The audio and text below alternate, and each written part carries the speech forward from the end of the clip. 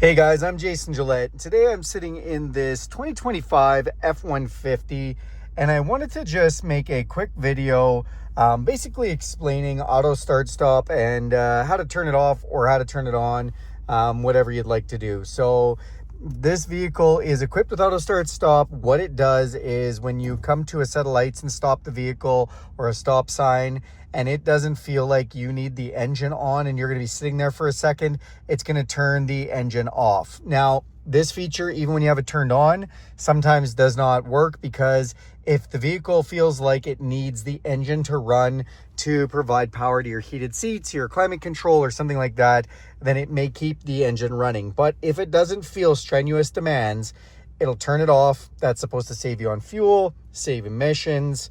It's supposed to be a good thing. Now, did Ford do a good job and test this on the starters? They said they have. They say there's no extra wear and tear. I'm not here to debate these things. Don't shoot the messenger. I'm just kind of telling you what that feature does.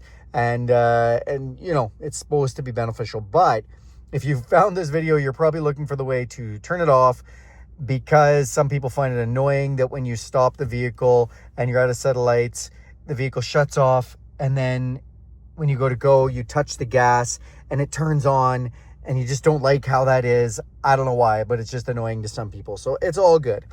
Basically, on the F-150, that switch is right here. So when we press it, it lights up off.